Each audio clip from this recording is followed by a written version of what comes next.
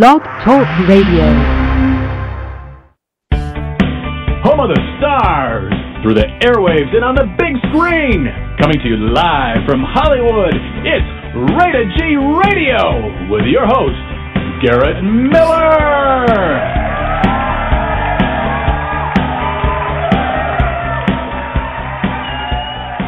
Hey everybody, welcome back to Rated G Radio. We've had quite the week, and we are going to wrap up our week of talk parts of Rated G Radio tonight with Mr. Rob Watson, who's rejoining the show.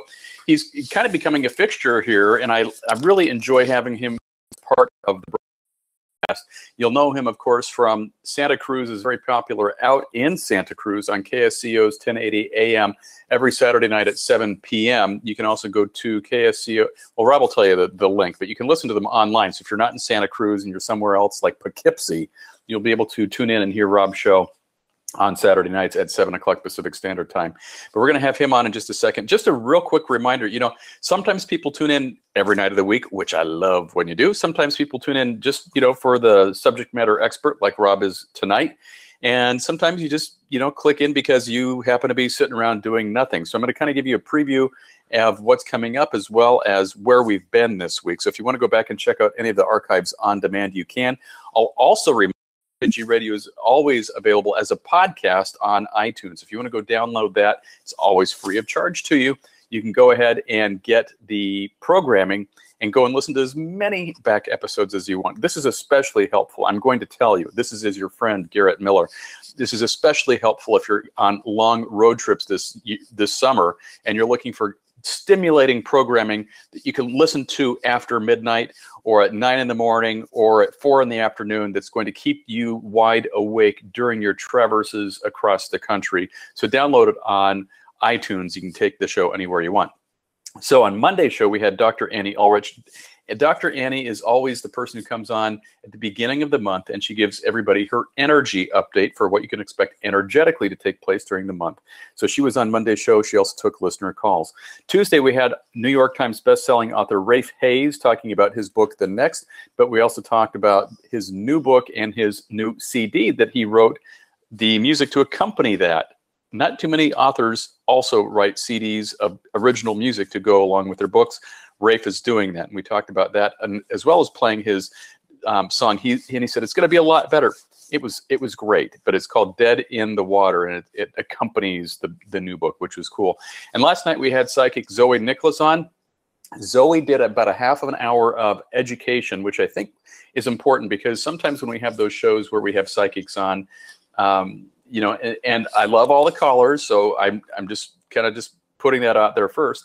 But we have a lot of callers that shop around, and they call in show to show to show, and sometimes they call to the various guests that are on all of the different shows that, you know, we have our special, my fun guests like psychics or tea leaf readers or tarot card readers on, and they ask the same question. I know that if, you know, so-and-so calls from wherever, that person's going to ask about her job, and she asks the same question every week. And if I have 2 fun guests on a week and they happen to get through the call queue, they'll ask the same question. And it's like, okay, whatever. So one of the things that Zoe does with her clients is she goes through a transformational healing process as well. So it was really interesting to hear the take that Zoe uses when she actually talks to callers or helps people in her daily practice from a psychic standpoint, but also from a healing standpoint. So there's that little sales pitch for going back to hear what's happened earlier in the week. Tomorrow's going to be a listener request Friday night dance party. We're going to be doing the dance party really early in the day. It's going to be a morning show tomorrow. I don't know how early yet. I'm guessing it may be as early as 7 a.m., but that will be to be determined. So just simply look up the, you know, click the links. It'll be on Facebook. And even for Bill in upstate New York, Bill, I know you're listening to the show now. Thank you for tuning in. But the show will be early tomorrow. And so with that little bit of housekeeping, I want to bring on our guest, Mr. Rob Watson. And Rob is so many things. He's got a laundry list of all the things that he is, and I'm going to try to cover all of them, but I'm only going to get to about an 18th of them. But Rob is a very popular blogger. He is an LGBT activist. He is a celebrated author. He is a dad of 2 growing boys. He lives in Santa Cruz, California, and he is our guest co-host tonight. And I thank Rob for being here on the show. Rob, how are you? Great, and it's a pleasure to be here. I'm actually trying to figure out which fixture on your show I want to be, and I think I've decided chandelier. That's what I I like picked. that. So, Rob Watson, chandelier. Chandelier. There, I'm adding to I my like that. resume It's kind of like as a we drag speak. name. Oh, Chandelier. no. Okay, I've never I'm done rethinking. drag. I've never done drag, but if I was going to do it, now you've given me, my inspiration for a drag name, chandelier. Okay, now you've led me to a true confession, right? I mean, I'm on the show for 5 minutes, and you already have me confessing. That's I my actually, goal. when I was a youngster, I actually had this fixation with drag, and of course, it was all very secret. And when I was 10, I went in drag as my Halloween costume, and Really? tromping along, yes. My parents just thought that was the most creative thing, and it was great and all that sort of stuff. But we lived in a place where it was very hilly, and I was wearing my mom's high heels Oh my and gosh. stockings and the whole deal. And oh my gosh, never again. I have no desire. It killed whatever drag gene I had, gone. Well, at least, So it's nice that you get that stuff kind of figured out, because I think it does become harder as you grow up. And if you had a really good experience doing that, if that's what you wanted to do, great, because, more power to you. But it's interesting that you figured it out, that at such a young age. yeah, no, that did it for me.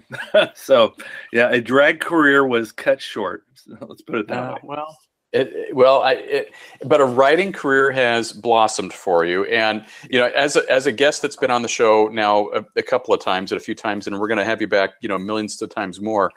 I think it's important for people to really realize the impact of what you are doing and why this is so important to so many different segments of our community, because you really are a voice for a lot of people that don't have a voice. Can you talk a little bit about what you're doing and some of your recent things that have gone really just crazy on the internet? Well, what you described is really one of the drivers for me. I have written, especially in the past, different articles. I've written about a transgender woman in Nigeria who I think has gotten safe in the last year or so, but she and I were corresponding early on before they passed the horrendous law there, and I wrote about her. I actually wrote about a young man in Uganda, and we had a GoFundMe attached to that and got him out of the country. Wow. So that was pretty powerful. It just I feel blessed. I'm in a position where I can take on the voice for different people and make a case for them and get their story out there, and people are listening, and that's very gratifying. So and why do you think you want to do? What propelled you to say, you know what, I'm going to try to be a voice for people that don't have a voice? Because it's not like most people are sitting around their offices, or even other journalists are sitting around going, you know what, I'm going to try to help people. I think it's something that festered for years, because in the 80s, when the AIDS crisis was coming out, and there were some just awful political things going on in California. It was, when they had an initiative that gay people couldn't be teachers. And then when AIDS hit, the LaRoche initiative that was going to round up HIV positive people and put them in camps or whatever,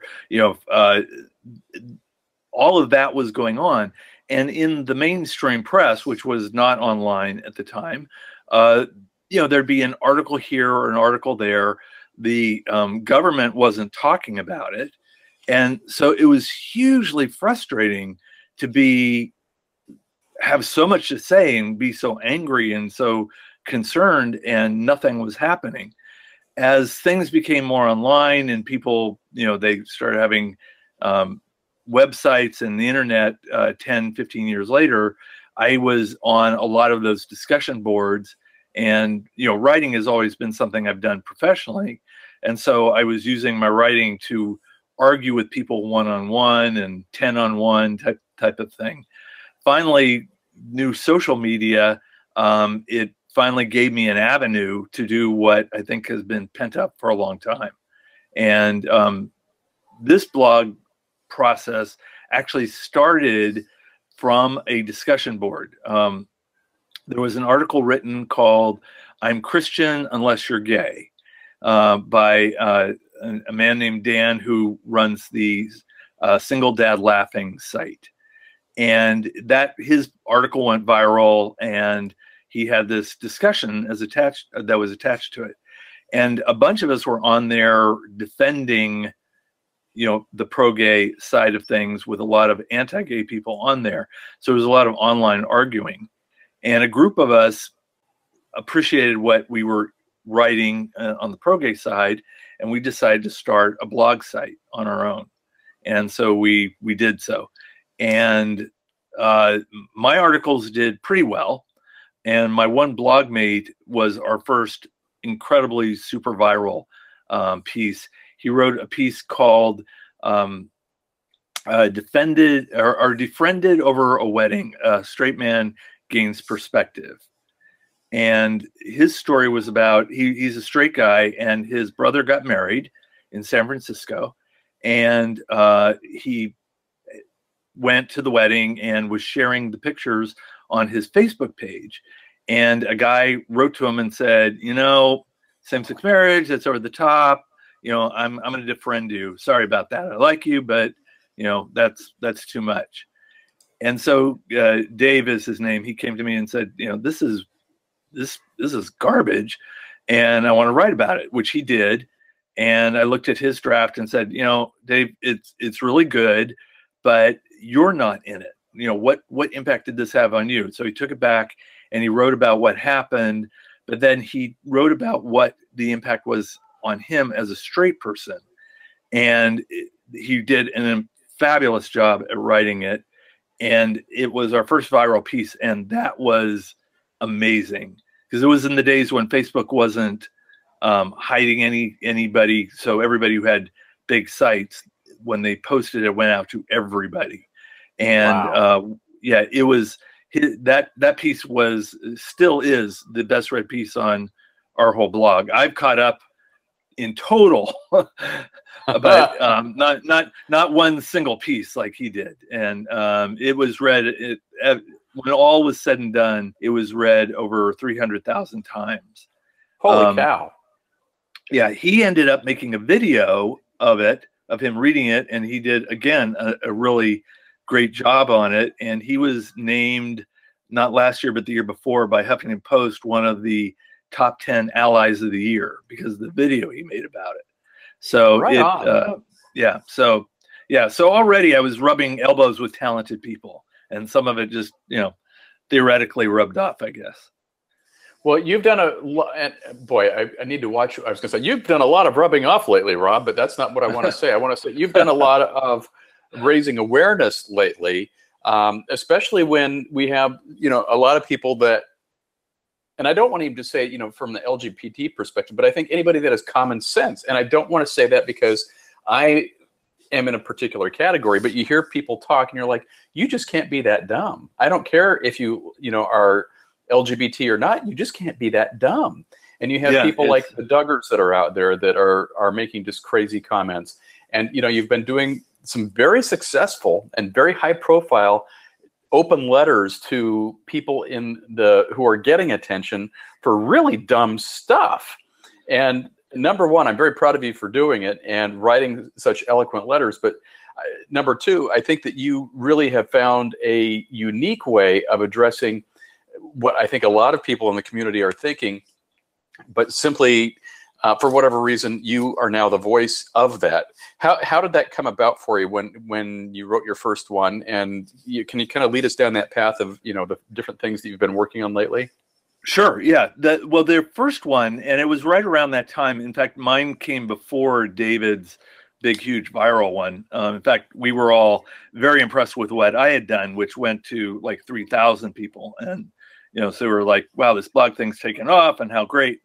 My piece, which did go to several thousand people, and it is the piece that got me the attention of Huffington Post, was a man had written a letter, a handwritten letter to his son.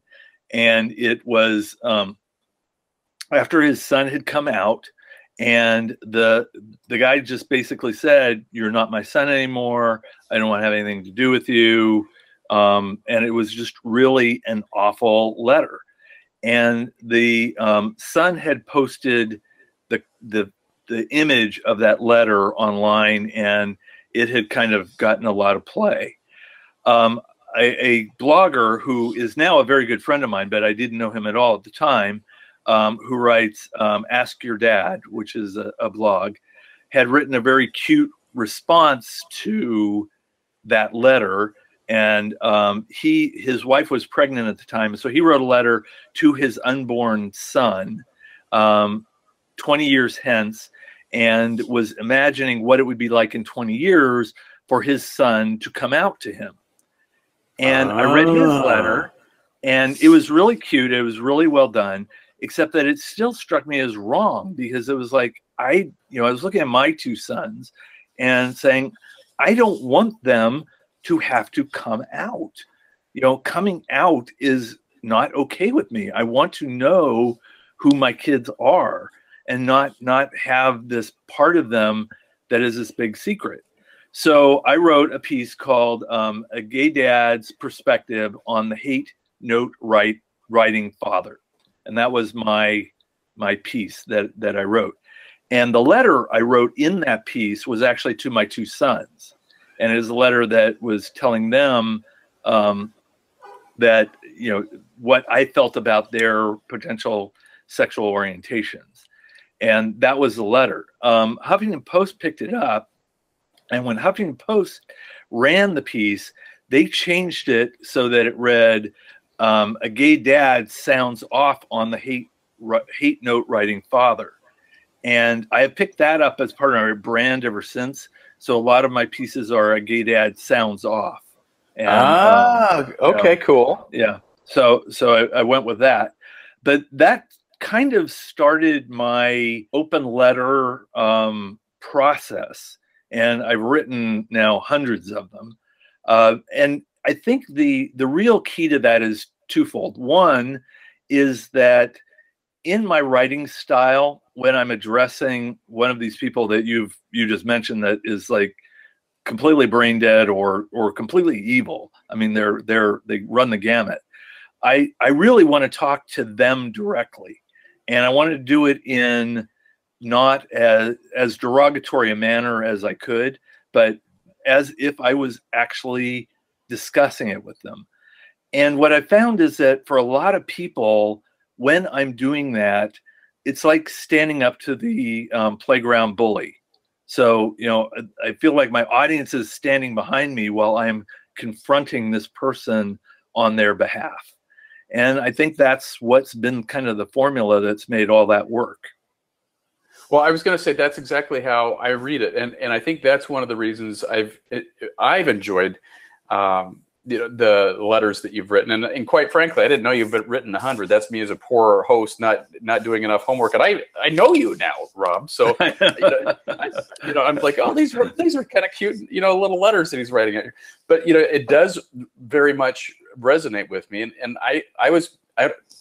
If I used the term bullied as a kid, I'm going to tell you that really sounds much more severe than it probably was. But I was picked on as a kid, not because, and I didn't have any idea about LGBT or any of that stuff. I was picked on a kid because I was a wimp. I was skinny, and I was not the big bad bully type. I was not that kid. So it was easy for kids to pick on me. Was I popular? Yeah, but I still had a few people that would try to chase me home from the bus and throw snowballs at me when we'd ever get snow in Salem. But so, those kind of things kind of stick with a person as you grow up. And so reading your letters, that really, I think, kicked in for me. And so I think that's one of the reasons why I appreciate what you do, on top of the fact that you write so beautifully and you make such great statements too. I think just anybody who reads it doesn't have, it would be nice if the people that you're writing to actually get your letter, or would have the balls to actually sit and read it and then even give you a response. But how many out of the hundreds that you've written, how do you know how many people that you've written them to have actually read them? Or a surprising amount have. Wow. Yeah, it is really amazing to me how close I've gotten into the inner circle of the people I've written to. Now, not all of them respond, and not all of them are in a position where I would have expected them to, but I've gotten both indication that they've seen it or they know about it. One of the big ones that I wrote that has been read by like 112,000 people was when the movie Frozen came out, and a grandmother blogger in Utah wrote this blog that went viral on its own, and she was just sure that the movie Frozen was a gay propaganda film. And she wrote this whole thing about, Christians, you shouldn't take your kids to see this film because it is promoting the gay lifestyle in these subtle, secret ways. And she wrote a whole piece on it. So I wrote a piece back, and it was a gay dad's open letter to the Frozen hating grandmother. And that went crazy viral. Now, what I found out after I wrote that was, because I wrote it, and one of the things I mentioned to her in this letter was, she had mentioned she had a number of grandkids, and just odds were that one of those grandkids was probably going to be gay. And but what I didn't know when I wrote the letter was that her daughter actually is gay. Oh my gosh. Yeah. And she is not living in this country. She's living over in Africa. But in that, she saw my piece, and we were corresponding a little bit on Facebook. And I think she assured me that her mother had seen it, but number one, it wasn't going to change her, and number two, she would never respond to me. But right. So I knew that one got through.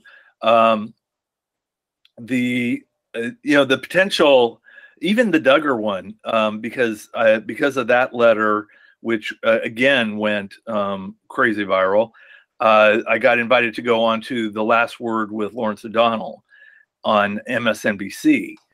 And Lawrence's program was following up the Fox interview with the Duggars.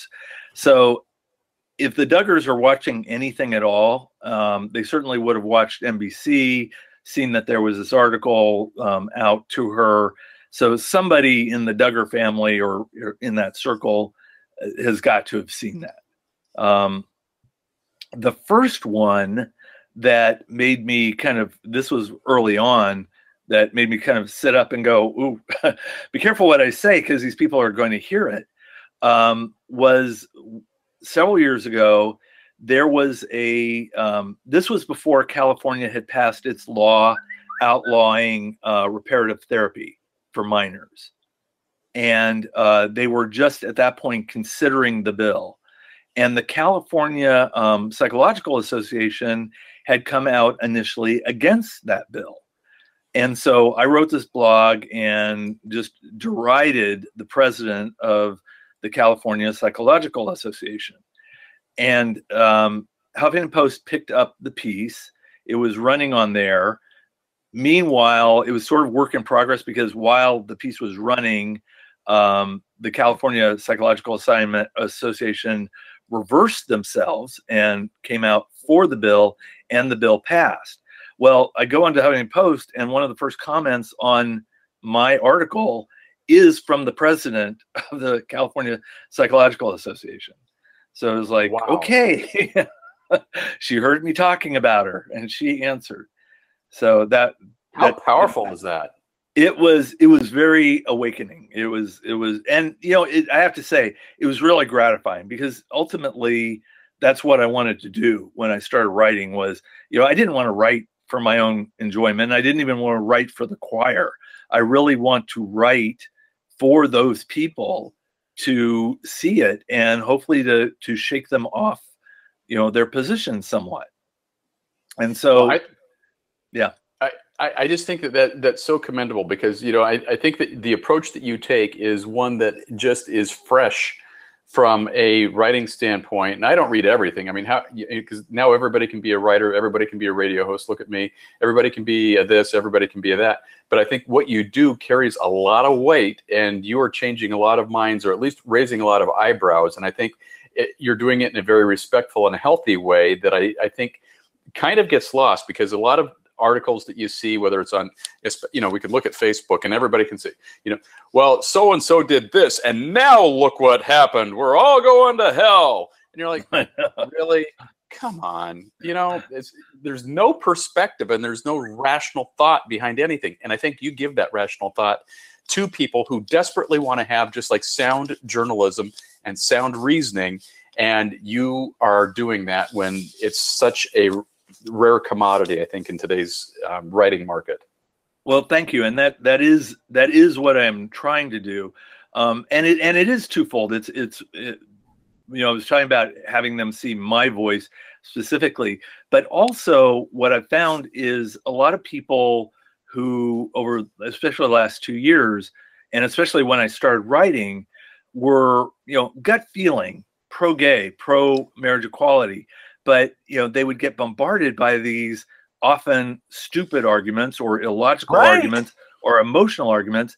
And when I wrote it out, it became like talking points for them, because they read what I would write and go, oh, that makes sense. That's the answer I want to give Aunt Margaret when she comes back to me on that stuff. And so, yeah, so it was, you know, that was very helpful.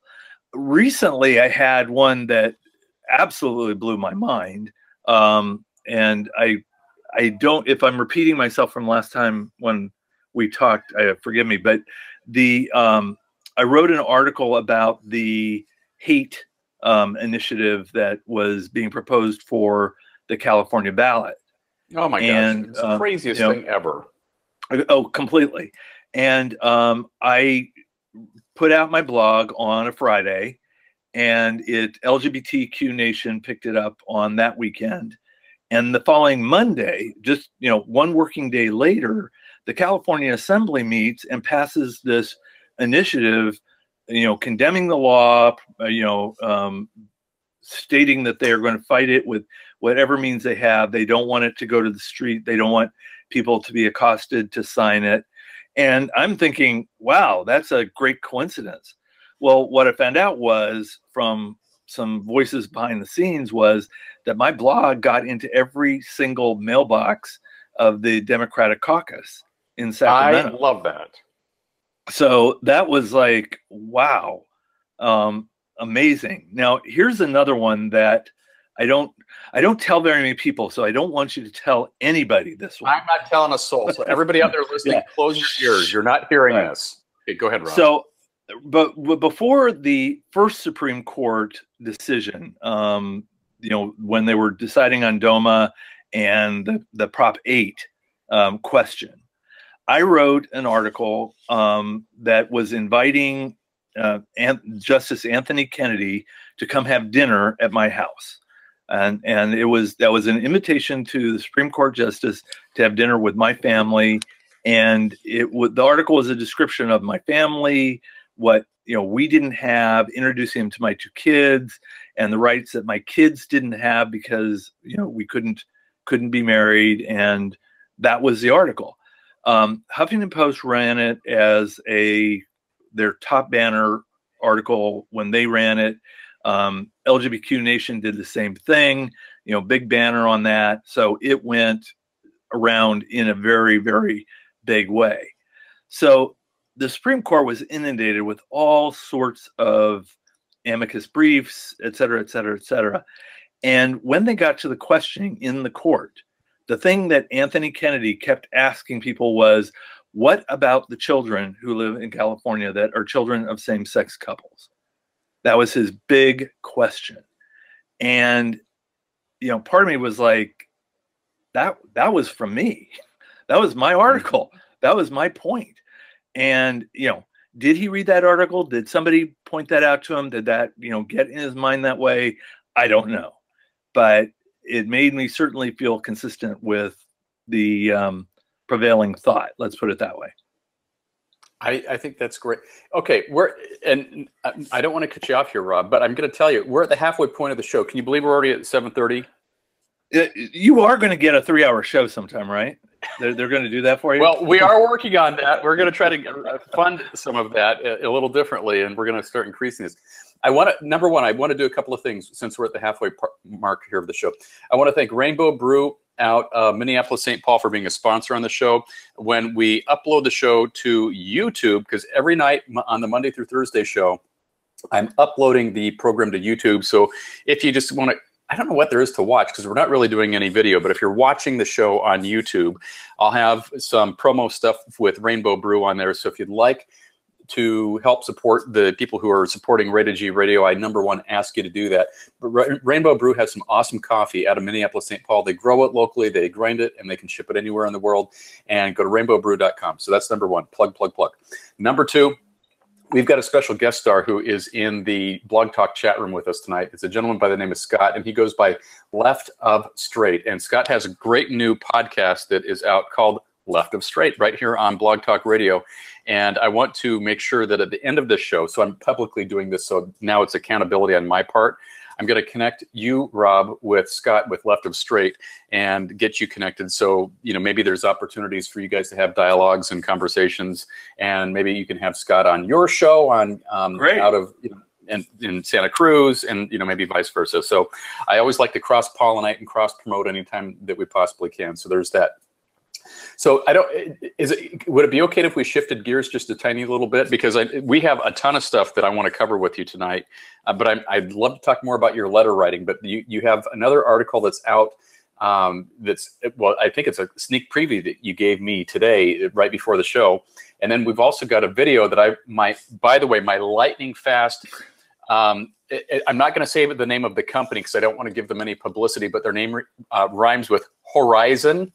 So this company with the name that rhymes with Horizon, I have this upgraded, you know, mega super duper service that's supposed to do amazing uploads and downloads, and I pay extra for it so I can do the show and download music and video and stuff like that, so I can be, you know, kind of a hip, cool kid.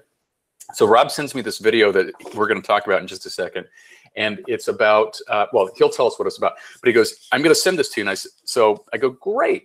Now, typically, and this makes it sound like I'm so much more important than I am. I'm just this guy, okay?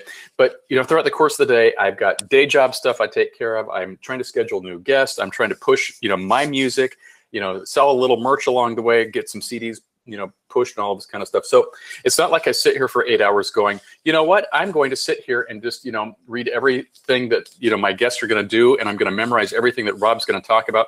So it's usually about an hour or two before the show starts. I'll sit down at the studio and say, okay, I've fed the dogs. Oh, Family Feud and Judge Judy's a repeat. I think I'm going to do a little show prep tonight. So that's what I did about 2 hours ago to get this video that, you know, that Rob downloaded or emailed over to me. And with my lightning fast internet speed from the company that rhymes with Horizon, I should have been able to download this in like 4 minutes. So I've been downloading this now for about 3 hours or 2 hours, and I still have 2 hours and 52 minutes left. The file is only 285 megabits. And so it should have just gone bing, bing, bing in about 5 minutes. So in 2.5 hours. So I was going to watch this and be a good host, and, you know, so I could ask Rob all of these fascinating questions about the video. But instead, we're going to have Rob tell us about the video and why it's important. So where do you want to go first? Do you want to go about the article that you shared with us earlier about the woman who wants to save the lives of little kids who feel different? Or do you want to talk about the video that I know nothing about? Well, we can do both. Let's go with the woman, because that article is now live on my my blog on evoltequals.com. So if somebody's listening and they want to pull that up and read along, they can do that. The video will do me a favor. Spell your website for that, because it's a cute name, but it's spelled a little differently. So I want to make sure if people are listening and don't have the website up, that they can actually hear that and write it down correctly. Yeah, it's evol, EVOL equals EQUALS.com. And evol is love backwards, spelled backwards. So it's EVOL. Smart. Rob, you're always thinking. We were so creative with that, you know. It's and then everybody's like evol, what's a? But evol also kind of implies evolution, which was being then used in a lot of ways for people talking about how they were moving the dime on marriage equality. So it kind of has worked. But yeah, it's on there. The video will be out through thenextfamily.com. But I would look for that in about a week, and I'll just tell you about the video in a minute. The article is an interview, actually. It is an interview with Sarah Feely, who is a director, filmmaker, and she made a very short film that is a CNN film called Raising Ryland. And it is this beautiful film about some parents who have a transgender child who is 7 years old. The child was born Ryland. They named the child Ryland. The appearance of the child being born was that of a girl, but they quickly found that identity was being rejected by Ryland in a very big way. Ryland is also deaf, so he has implants and hearing aids. But then they decided that they needed to support who he really is and have helped him transition to his life as a boy. And Sarah made a film about it, and I interviewed her and wrote basically a story around her, you know, what motivated her, her thought process. And I brought in there was some backlash from some members of the transgender community who had concerns, and I integrated that in to show both sides of the article, but also then brought in another family who saw that film, who have a 5-year-old child and their experience. And it is really an amazing thing. I mean, these people are saving lives, because one of the statistics that gets quoted is that more than 50% of transgender youth will have at least one suicide attempt by their 20th birthday. But when the family is supporting them, when the family does what these families are doing, that number drops by 95%. Wow. And it just, you know, so this article is, you know, a tribute to her and her work and what she's doing. It's funny because we were just talking about how I write these letters to strangers and then somehow kind of connect with these strangers. The other side of the articles I've done have been, for me, absolutely incredible opportunities to meet these fantastic people that just blow me away. I mean, and you being one of them, because you know, I admire what you do. And my check must have cleared for you, Rob. Thank you. No, seriously. I mean, it's like, just, you know, your journey of transformation is incredibly inspiring, and I appreciate your friendship and the inspiration that I've gotten from that. But I've met, you know, I've done this article about 2 gay dads in Canada whose son has maple syrup urine disease. And what? That disease means, yeah, it's a weird sounding disease, but the bottom line is, if they don't feed him the right balance of protein every single day, this child is susceptible to brain damage and death. Oh my gosh. And these gay dads are, you know, they've devoted their life to this, and they're an amazing family. And, you know, I've had them on, I've talked to them and interviewed them, and, you know, I've had been able to have a friendship with them. I don't know if you remember this, but maybe about a year ago, a pastor in Mississippi tried to out a woman who had married a transgender man, and were trying to, you know, cause trouble for them. And I met her and her husband and wrote an article about them and, you know, what they had to deal with. So it's just been, this has been the greatest adventure for me, of meeting people who are doing heroic, fantastic stuff. And this latest article is just one of those. Okay, can I ask a question? And this is me being, kind of bitchy here, to be quite honest, because it's one of my take on it. And I'll get to my question because I'm trying to lead up to this. Is that no matter what you do, there's always going to be somebody who's going to say, "Well, that's not good enough," or "Boy, that really stinks." And I think, and I was a little upset at one of the people that you interviewed for this article, and it's Siobhan Patricia Lynch. Right. And she goes, the quote that we have on here, let me see if I can find it here. It says, it seems bizarre to me that this is what is so sensational it is to sell these days. Trans issues have become the new rights battle.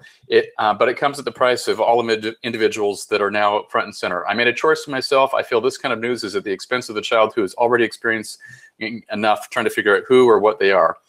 The reality is that we don't live charmed lives.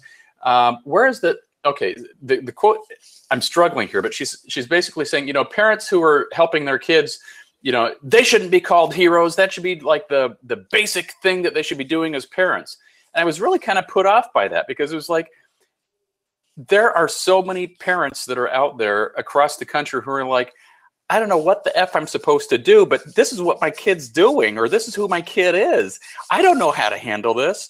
And I think, the person who is in the film, they're showing them, here are examples of what parents are doing to support their kids. If you feel you're in this boat, take advantage of this. But I was really put off by that trans activist who was saying, this is, parents shouldn't be celebrated for this. I don't know. What did you think when you got that response from that person? Well, she actually gave me that response before I wrote the article.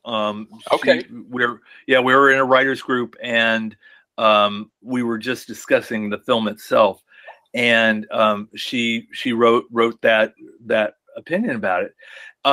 Part of my reaction to it was, I'm not trans. I have so many people that I love in my life that are my heroes who are trans, but there is nothing where I can stand up and say, yeah, I know what it feels like. So from just that standpoint alone, I thought she was negative, but I'm not in a position to say she's wrong. Right. Now, as a parent, and to the world of my co-parents out there of all stripes, I think most parents are pretty much heroic one time or another with their kids, in one issue or another. You are asked to do things for your kids that you are not asked to do for any other living being. And in that sense, in the high bar of heroicism that parents are asked to provide on a normal basis, okay. But to me, it's no negative to turn to parents like Ryland's parents and go, wow. Right. I mean, wow, that you are willing to step out of your comfort zone this way. Wow.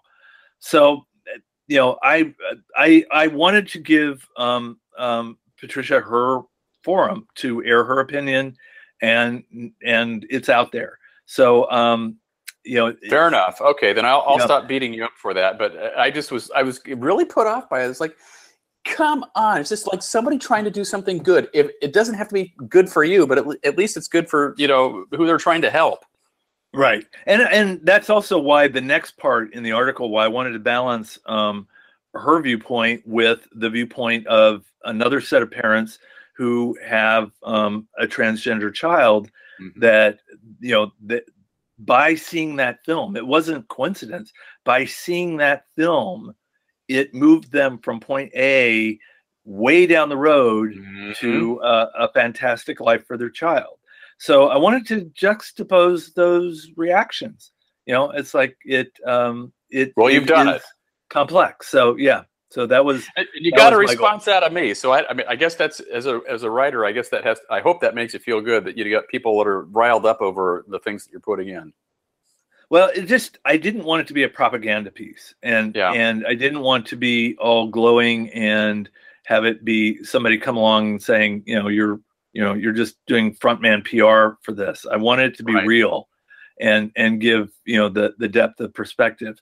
The one point she brings up, and I think the Ryland, well, I took it personally because of what I do, was the part about where parents are making the choice for essentially outing their children.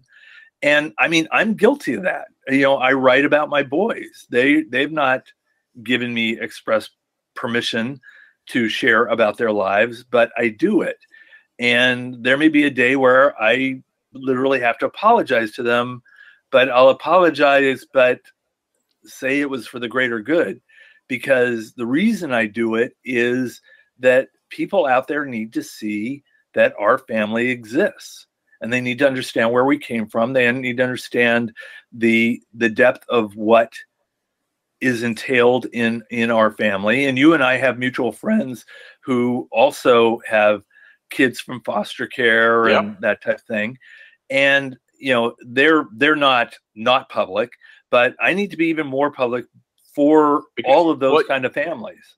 You're also in a position to be more public. And I think that, again, just like anybody who's out there, and you can take your pick, across the land on which celebrity or which person becomes a celebrity just simply because of the stand that they take. It's because they do that. They give visibility and they give a voice to a lot of people that just simply don't have the resources, ability, or opportunities to share their story, or they feel threatened or harassed or picked upon or put upon or bullied. And I think that, again, it's, I think if you, if you know somebody who's gay and you get to know them and you've never known a gay person before and you thought all gay people were gross before, and then you meet gay people and you're like, but Rob is cool and Rob is fun and Rob puts his pants on just like everybody else and Rob pays his bill and Rob, does, it changes how you think about that person and that category. And I think that helps break down either bias or bigotry across any boundary. And so I think what you do is very, very powerful and very, very good. So again, my hat's off to you for doing what you do, and you do it passionately. You do it every single day of the week, and you make a difference in so many people's lives. So I thank you for that article. And then now that we are, well, we've got about 13 minutes left. So we've got about 10 minutes left to chit chat here. I want you to talk about, Rob, that really cool movie that I'm still downloading. It now says I'm down to 2 hours and 49 minutes from when we were talking before. And tell us a little bit about what that is and why this is now important to you. It is something completely different from everything we've talked about. So hopefully this will either make you cut off your feed and say, don't download another second of that garbage, or we'll try to rev it up. But what that video is me as a gay dad talking about the talk. No. Yes, the talk. The talk that parents dread having, and I'm not talking about Santa Claus, but the talk parents dread having with their kids, which is the sex talk. And so I tell a little anecdotes in there. One about the sex talk that I got when I was a kid with my folks. But really the issue for me was that, I was watching some videos of, parents telling their kids, about sex. And one of the parent groups was a pair of two moms, lesbian moms, telling their son. And one of the things I noted was they were talking to him about something they don't participate in. And that would be the case for me too, is that the way a lot of parents talk about this to their kids is, here is where babies come from. I'm going to tell you where babies come from. And they talk about the whole process for procreative sex. Well, I have never had procreative sex. I am never going to have procreative sex. That isn't anything I'm about. And so if I made that the talk with the boys, first of all, I'd be talking about something that I'm like a spectator of. Well, not literally. Not literally, but you know what I mean. Yeah, not literally. But also, it wouldn't be honest, because even for straight people, even for people who do have sex with the intention that they are going to have a baby or two, the majority of their sexual lives are not about that. You know, if it were, there would be no birth control industry at all. Right. You know, we'd all have the last name of Duggar, you know, where every one of them was meant to make a baby, you know. And so I decided to address the sex talk in a more, you know, this is what two adult people in a responsible relationship that want to be intimate and naked with each other, this is what it is about. And that is actually what happened when I told them about it. So that's what the video is about. How did that go, Rob? You know, it was really interesting. You know, I planned it for a while and thought about how I was going to say it, and it came up out of the blue because my sons are Jason and Jesse, and we were riding to school, and Jesse said to me, Daddy, Jason says the F word means sex. And Jason was like cringing in the back seat. And I said, well, what do you think the F word means? He goes, oh, well, I think it just means you're silly. I said, well, no, technically, Jason's actually right. It means sex. And Jason was going, oh, I told you, that's what it meant. And so meanwhile, I'm sitting there going, wait a minute. So wait, we need to back up here. I said, wait a minute, you guys, do you even know what sex is? Because they have had some health classes that went through the biology of male, female, and that type of stuff. And they said, well, it's when, you know, grown-ups get naked and they do things. And I went, well, okay, do you know what they do? And they said, no. And so part of me is going, okay. So I still have not missed the train on this one. So I basically said what I just described to you about, you know, adults and, you know, intimacy and responsibility, and, you know, and I described the different sex acts. And Jason was in the back seat going, I can't hear you, you know, and Jesse was very quiet. And I did say, you know, and if the two people are a male and a female, when they do this, then the sperm could fertilize the egg, and that's how a baby is made. So the baby making was in there, but it wasn't the point. And Jesse just kind of looked at me, and I said, you know, does that make sense? He goes, goodbye, childhood.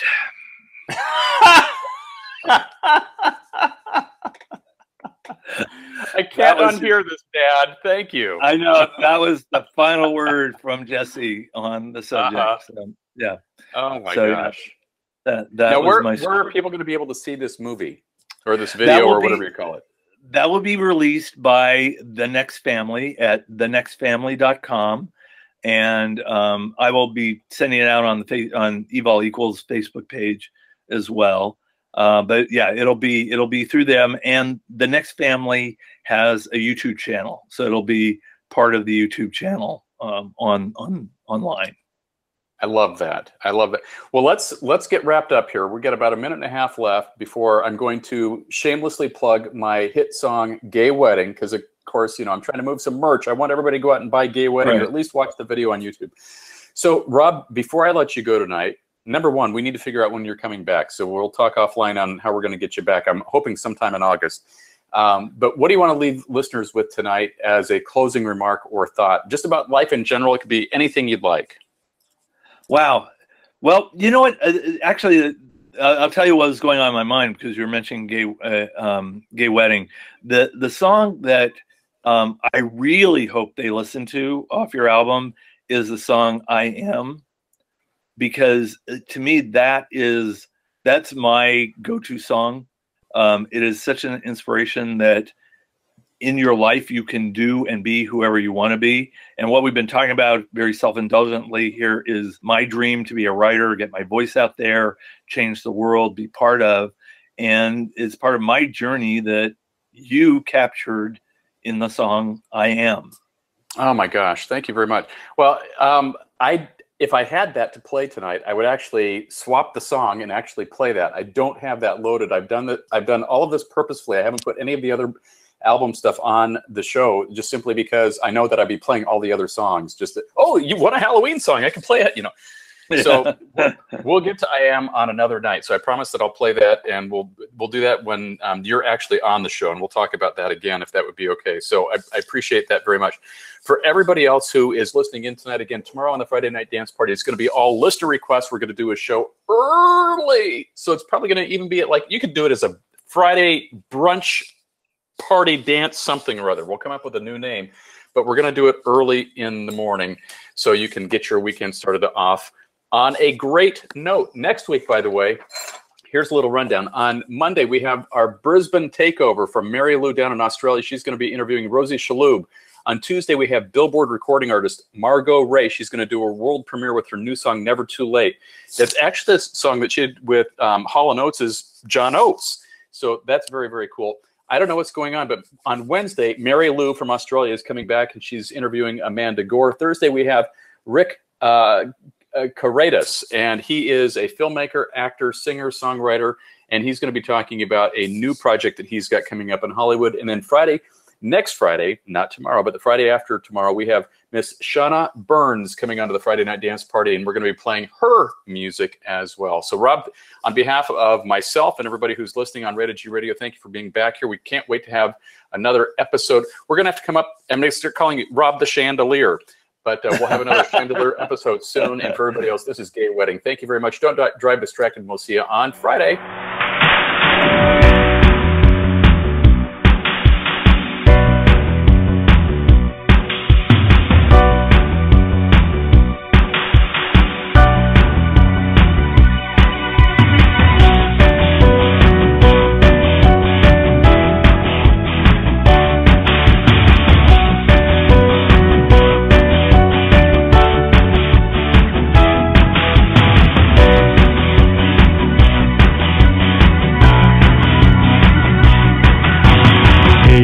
Mister, look what we've done. Hey, Mister, second to no one. Hey, Mister, our time has come. Hey, Mister, marry your true love. Hey, Mister, hot bun. It's a nice day to start again. It's a nice day for a gay wedding. It's a nice day to start again. Hey, sister, now you have the right. Hey, sister, she can be your wife. Hey, sister, true love. Hey, sister, go on, take her hand. Hey, sister, true love. It's a nice day to start again. It's a nice day for a gay wedding. It's a nice day to start again.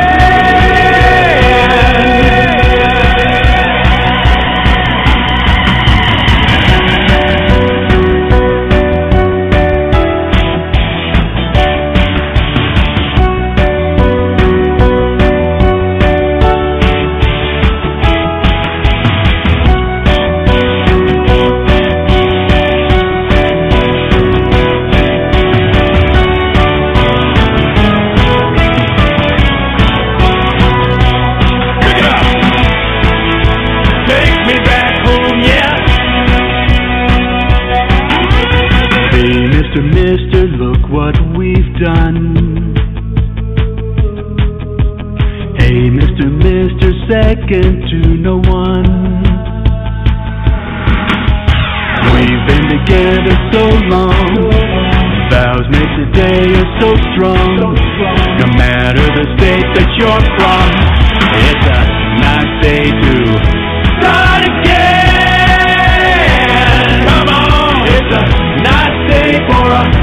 wedding. It's a nice day to start again.